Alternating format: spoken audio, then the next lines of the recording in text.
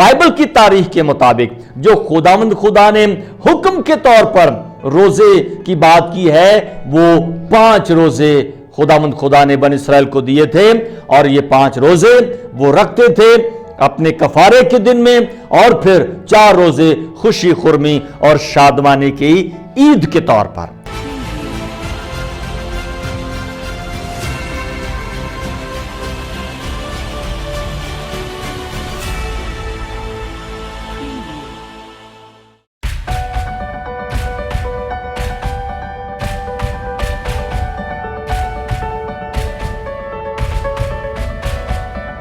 खुदावंद यीशु मसीह के अजीम और बाबरकत नाम में आप तमाम अजीज़ों को सलाम पेश करते हैं। और आज ख़ास तौर पर जैसा कि हम सब जानते हैं कि रोज़ों के अय्याम हैं, तो इसलिए हम आज का जो खुदावंद का कलाम है वो रोज़ों के मुतल्लिक पेश करेंगे और जानेंगे कि खुदावंद खुदा ने बाइबल मुक़द्दस के मुताबिक रोज़ों की जो तरतीब है वो क्या बताई है या क्या रखी है। सो जब भी रोज़ों के अय्याम आते हैं तो अक्सर व पेशतर बहुत सारे सवालात जो हैं वो जन्म लेना शुरू कर देते हैं। सो कई मर्तबा इस तरह के जो सवालात हैं वो दीगर लोगों से मुतासर होकर या दीगर लोगों को देखकर हमारे ज़हन में आते हैं, और इस एतबार से हम उनकी बहुत सारी बातों को जब सोचते हैं तो फिर हम अपने आप पर ये सवाल उठाते हैं कि आया हमारे रोज़ों का शेड्यूल क्या है, हमें रोज़ा कब शुरू करना चाहिए, कब एंड करना चाहिए, या हमारे 40 रोज़ों का जो आगाज़ है ये कब से हुआ या किसने किया। सो आज हम बहुत सारी बातों को खुदावंद के मुकद्दस कलाम में से देखेंगे कि मसीही ईमान में रोज़े का जो तस्वुर है, रोज़े का जो मकसद है, रोज़े का जो आगाज़ है वो किस तरह से हुआ। सो हमारे पास खुदावंद का जिंदा और ला तब्दील कलाम है, और ये पूरी दुनिया जानती है कि खुदावंद खुदा ने आप मुकद्दस मूसा पर इल्हाम नाजिल किया, जिसने पैदाइश की किताब और फिर खरूज की किताब, अहबार की किताब और इस्तिस्ना और गिनती की किताबों को खुदावंद के इल्हाम से लिखा। सो इन तमाम 5 किताबों को तौरीत कहा जाता है। सो इसलिए बाइबल मुकद्दस में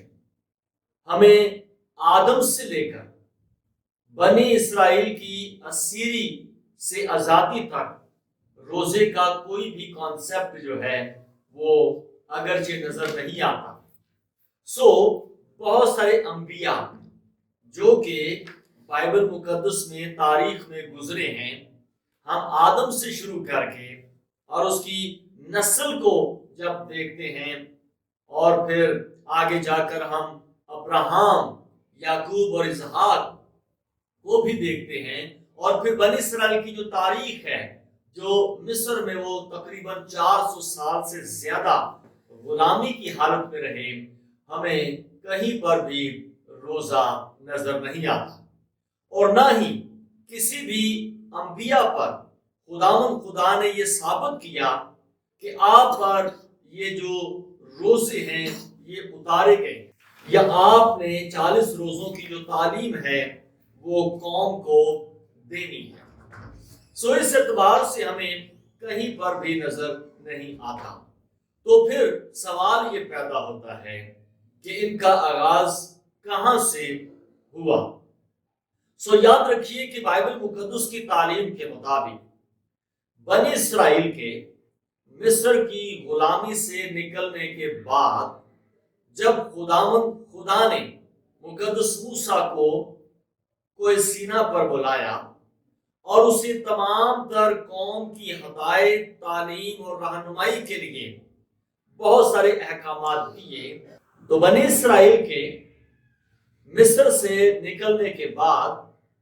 جب خدا نے مقدس موسیٰ کو کوئی سینا پر بلایا اور قوم کی ہدایت اور رہنمائی کے لیے بہت سارے احکامات، تعلیم اور تربیت مقدس موسیٰ کو سمجھائی تاکہ وہ قوم کی صحیح سمت میں رہنمائی کر سکے. سو اس اعتبار سے ہم دیکھتے ہیں کہ خدا نے پہلی مرتبہ مقدس موسیٰ کے وسیلہ سے قوم بنی اسرائیل کے لیے ایک روزے کا اہتمام کیا، اور یہ سالانہ ایک روزے کی بات ہے، منتھلی یا ویکلی نہیں ہے. سالانہ ایک روزے کی جو تعلیم ہے یا سالانہ ایک روزے کا جو حکم ہے وہ خدا نے مقدس موسیٰ کو دیا، اور اس کا ذکر احبار کی کتاب 16واں باب اور اس کی 29ویں آیت میں یوں ملتا ہے. سو جب ہم یہاں اس کو پڑھتے ہیں تو لکھا ہے، اور یہ تمہارے لیے، مقدس موسیٰ کو خدا نے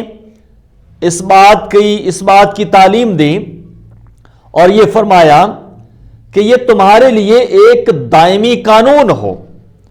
کہ 7ویں مہینے کی 10ویں تاریخ کو تم اپنی جان کو دکھ دینا، اور اس دن کوئی خواہ وہ دیسی ہو یا پردیسی جو تمہارے بیچ بود و باش رکھتا ہو کسی طرح کا کام نہ کرے، کیونکہ اس روز تمہارے واسطے تم کو پاک کرنے کے لیے کفارہ دیا جائے گا. سو تم اپنے سب گناہوں سے خداوند کے حضور پاک ٹھہرو گے. سو یہاں پر غور کیجئے، خدا نے یہاں پر ایک حکم صادر کیا، اور اس حکم کے اندر خداوند نے فرمایا کہ 7 مہینے کی پہلی تاریخ کو تم نے اپنی جان کو دکھ دینا ہے، یعنی کہ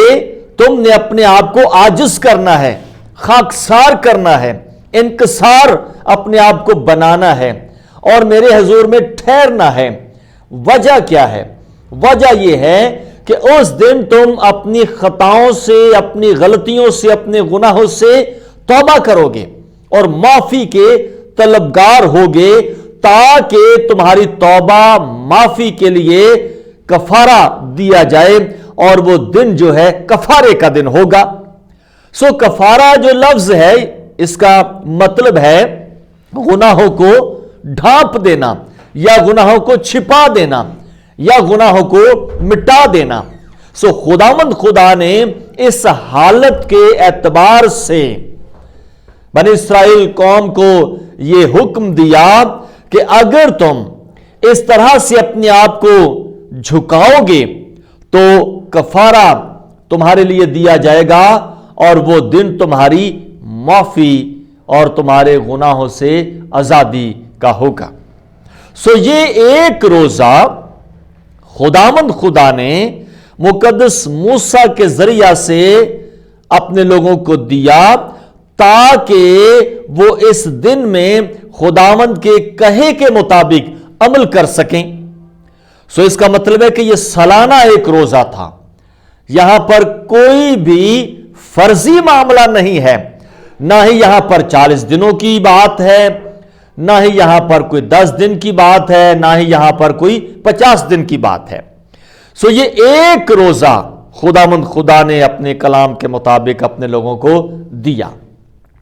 اور یہ کافی ٹائم چلتا رہا. تقریباً ہم دیکھتے ہیں کہ یہ ایک ہی روزہ تھا جو خداوند نے مقرر کیا، اور یہ بنی اسرائیل قوم کے بابل کی 70 سالہ غلامی کے ٹائم پر بھی یہی حکم تھا.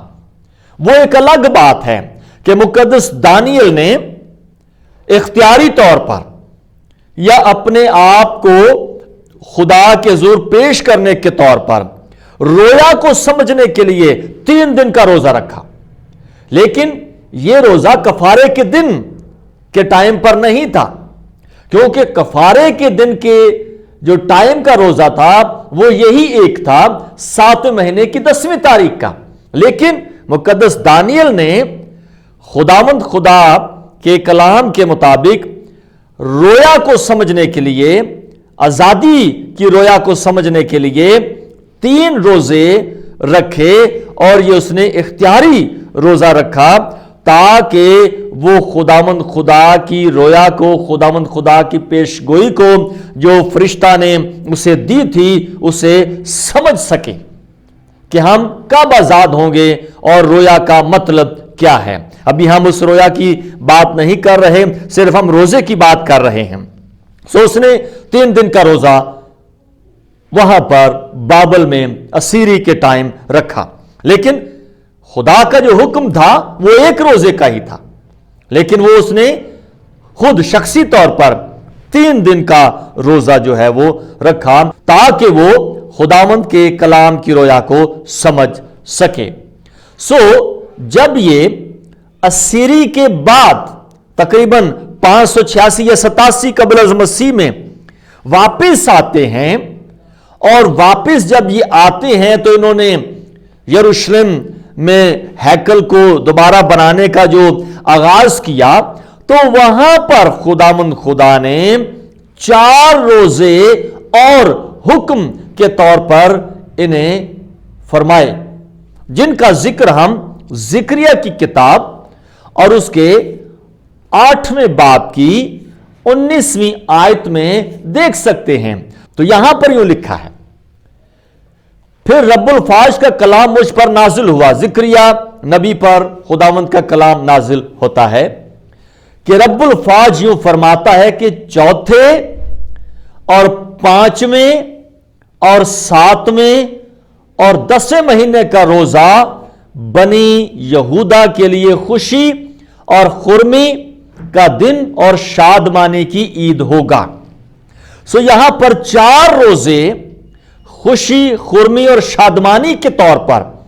خداوند خدا نے انہیں حکم کے اعتبار سے دیے، کیونکہ اب یہ غلامی سے، بابل کی 70 سالہ اسیری کی غلامی سے نکل کر واپس آئے تھے۔ اب انہوں نے خوشی، خرمی اور سلامتی کی عید کے طور پر 4 روزے جو ہے وہ رکھنے ہیں، اور ان کا ذکر یہاں پر ہم نے دیکھا ہے 4تھے، 5ویں، 7ویں اور 10ویں مہینے کا۔ سو یہ 4 روزے یہاں پر، اور وہاں پر 7ویں مہینے کی 10 تاریخ والا 5۔ سو 5 روزے خداوند خدا نے بنی اسرائیل قوم کو دیے تاکہ وہ اپنی زندگی کو خداوند کے حکم اور اس کے کلام کے مطابق عاجز کر سکیں، اور خداوند کے ساتھ اپنی زندگی کے رشتے کو مضبوط بنا سکیں۔ سو اس لیے بائبل مقدس کی ترتیب اور تعلیم کے مطابق عہد عتیق کے حوالے سے میں بات کر رہا ہوں۔ سو عہد عتیق کے حوالے سے ہمیں احبار کی کتاب سے لے کر ذکریہ کی کتاب تک جو ہے، یہ خدا نے جو نازل کیے یا خدا نے جن کا حکم دیا وہ 5 روزوں کا حکم دیا ہے۔ سو باقی کی ہم بات نہیں کر رہے کہ کہیں پر خدا نے آسمان سے جی اتنے روزے اتار دیے، یا خدا نے آسمان سے اتنے روزے اپنے لوگوں پر فرض کے اعتبار سے دے دیے۔ اگرچہ مقدس موسیٰ نے خروج کی کتاب، ہو سکتا ہے کہ آپ کے ذہن میں یہ سوال آ گیا ہو، خروج کی کتاب کے اندر جب مقدس موسیٰ کوئی سینا پر جاتا ہے خداوند سے 10 احکام لینے کے لیے، تو وہ 40 دن بغیر کچھ کھائے، بغیر کچھ پیے خداوند کے حضور ٹھہرتا ہے۔ تو یہ جو 40 دن وہاں پر اس نے ٹھہراؤ کیا ہے، وہاں پر اس نے خداوند کے حضور اپنے آپ کو پیش کیا ہے، تو یہ اس کا اپنے طور پر اختیاری معاملہ ہے۔ خداوند خدا نے اسے مقدس موسیٰ کو نہیں کہا تھا کہ اگر میں تجھے کوئی سینہ پر بلاؤں، تجھے 10 احکام میں نے دینے ہیں، قوم کے لیے ہدایت اور رہنمائی میں نے آپ کو دینی ہے، تو 40 دن کے روزے رکھ کر آنا یا 40 دن کا روزہ رکھ کر آنا۔ خداوند خدا نے اسے آرڈر نہیں دیا تھا، لیکن مقدس موسیٰ نے خود سے اختیاری طور پر 40 دن کے لیے اپنے آپ کو خدا کے حضور پیش کر دیا تھا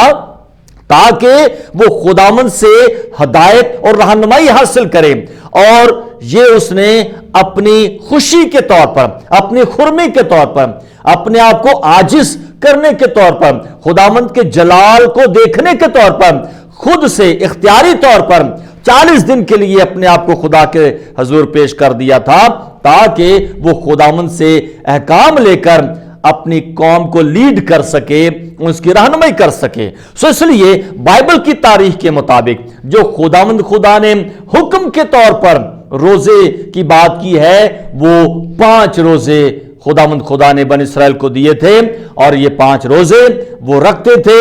اپنے کفارے کے دن میں، اور پھر 4 روزے خوشی خرمی اور شادمانی کی عید کے طور پر۔ اس لیے میرے عزیزوں، میں یہ بات نہیں کر رہا کہ روزہ رکھنا بری بات ہے، میں بتا رہا ہوں کہ خداوند خدا نے یہ ترتیب اپنے لوگوں کو دی تھی۔ باقی ہم مزید آگے چل کر دیکھیں گے کہ مزید خداوند کا کلام روزے کی تعلیم کے بارے میں ہمیں کیا سکھاتا ہے۔ خداوند آپ کو برکت دے، آمین۔